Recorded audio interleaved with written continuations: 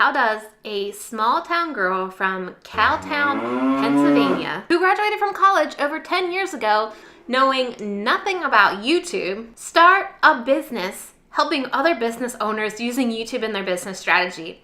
Well, you better grab your LaCroix because this story is about to get interesting. Let me first introduce myself. My name is Trina and I'm a YouTube strategist for creative entrepreneurs who are wanting to grow their business by using YouTube. And let me tell you, my story first starts out back in high school when I knew, after hearing a girl speak at an assembly, I think, about marketing and advertising, and I knew that was my calling. I knew that's what I wanted to do. I had this creative mind at that time. I liked doing creative things. I would way rather do a project than say take a test or anything like that. So I knew going to college instantly what my major was going to be. I was actually one of the few of my friends that went to college with a declared major. I was going to do business with an option in marketing because I wanted to work at ad agencies. That's what I wanted to do. I knew this was my calling. So while in college, I actually interned at a few agencies in different semesters. This allowed me to get to see how different agencies worked, and each agency that I worked at specialized in a specific industry. So there was the sports agency, there was the home goods agency, so I got to see how different processes worked at different agencies. When the time came to graduate in 2007, the economy wasn't doing so hot, and the job opportunities in these ad agencies was pretty much not available.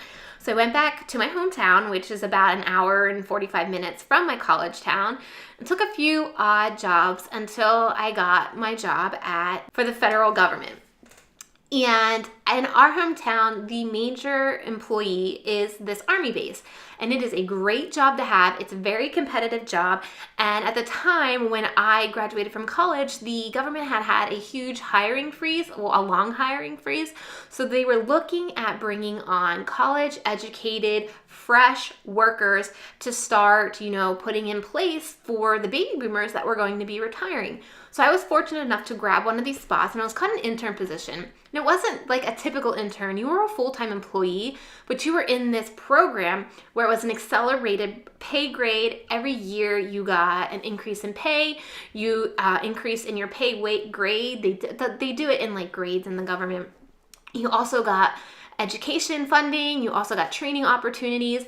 It was basically like the perfect job that everybody wanted, right? 9 to 5, you could pick your hours really, starting from like 6:30, get off at 3, starting at 8, get off at 5, whatever you wanted. It was very flexible. Time off, sick leave, who wouldn't want this job? So I started the day after Christmas on 2007, and I was ready, right? Brand new college student, gung-ho in her career. The thing was, I was in charge of managing software maintenance contracts. Yeah, I still don't know what that is to this day. But I was like, this is gonna work. Like, I just need to stick with it. I'll figure it out. Like, this is good. This is my career. I was lucky enough during this time to get to travel because of the money I was making. I got to go to Europe and London, Paris, Brussels, Prague, spend a week in Italy. My husband and I, boyfriend at the time, we got to buy our first house because we knew we had this stable job. The thing is, I kept getting unhappier every time I went to work. I just felt like there was something missing. I thought I was going to be at this ad agency. I thought I was going to be able to be creative. I tried in that job to do things creatively.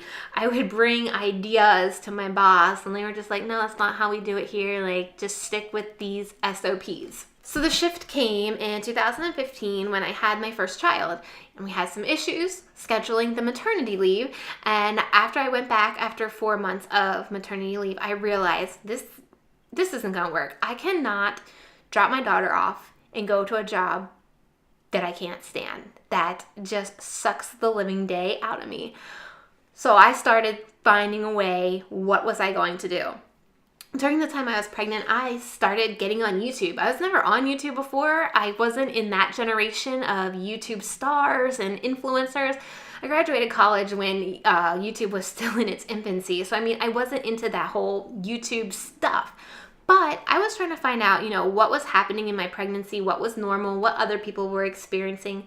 And I started connecting with some vloggers and communicating with them and their community in YouTube. And then I started documenting my journey for these new friends that I met and for myself, because I thought it'd be really cool for me to look back on and for her to look back on what it was like while I was pregnant. So I started my first YouTube channel back in 2014, and what happened was some people started reaching out to me, asked me, oh, how did you create this thumbnail? How did you do this channel banner? Like, how did you edit this? And so I started helping people along the line just out of like connections and not even charging for it.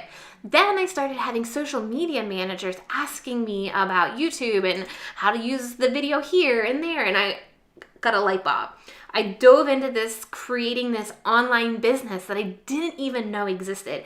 In fact, a lot of the stuff that was going on in online business with social media and all the other things like setting up email funnels, I did not cover any of that, even in my master's degree of business that I got going through my intern program. So I decided at the end of 2015, after a lot of convincing and promising to my husband that I could make this work, I started my own business and dove into everything that I could learn about YouTube.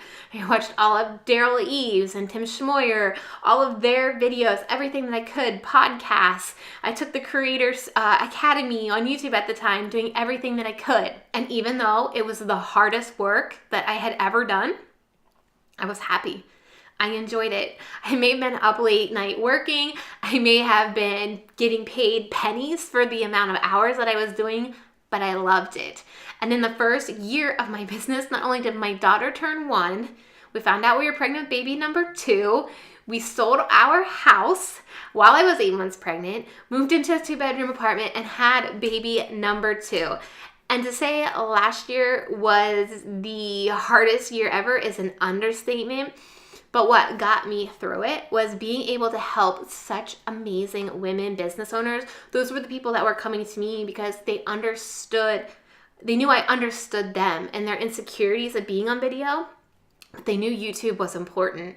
And knowing I had these women counting on me and knowing I could help them in their business and help them reach and spread their message is what kept me getting up in the morning and staying up late at night and continuing working. And that's basically how I went from small town girl to being on YouTube and sharing my knowledge with other business owners. If you can resonate with me and know what it feels like to go to a job that you absolutely hate, but the financial burden is there, so you keep going, let me know your story down in the comments below. Don't forget, you can subscribe to this channel, and I've got an entire playlist of videos on your screen right now that documents my life as a business owner. They're my Fry Diary, so check them out. Thank you so much for watching, and I'll see you in the next video. Bye.